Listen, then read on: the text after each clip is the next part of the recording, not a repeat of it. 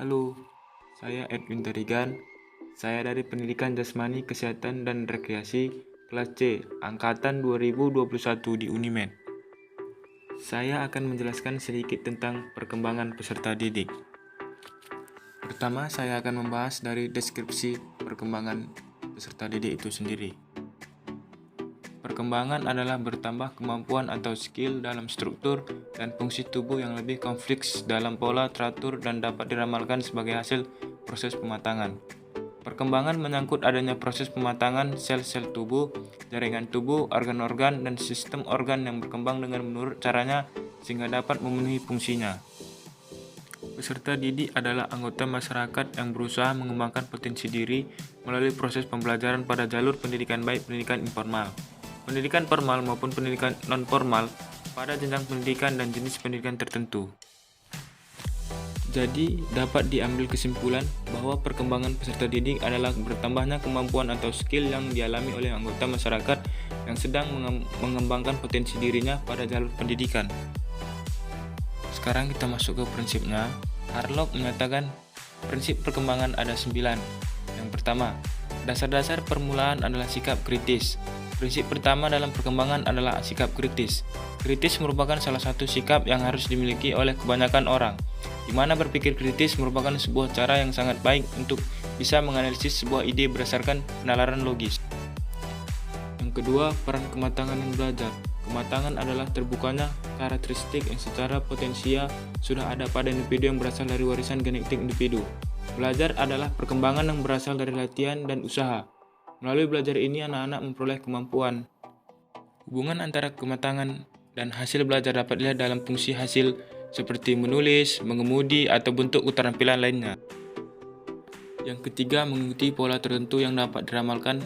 Misalnya, perkembangan motorik akan mengikuti hukum arah perkembangan, yaitu perkembangan yang menyebar ke seluruh tubuh. Yang keempat, semua individu berbeda. Tiap individu berbeda perkembangannya, meskipun pada anak kembar. Oleh sebab itu, perkembangan pada tiap manusia berbeda-beda, sehingga terbentuk individualitas. Lalu yang kelima, setiap perkembangan mempunyai perilaku karakteristik. Karakteristik tertentu dalam perkembangan juga dapat diramalkan.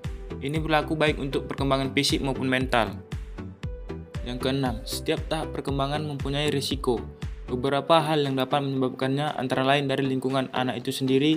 Bahaya ini dapat mengakibatkan terganggunya penyesuaian fisik, psikologis, dan sosial. Yang ketujuh, perkembangan dibantu rangsangan. Perkembangan akan berjalan sebagaimana mestinya jika ada bantuan berbentuk stimulus dari lingkungan sekitarnya.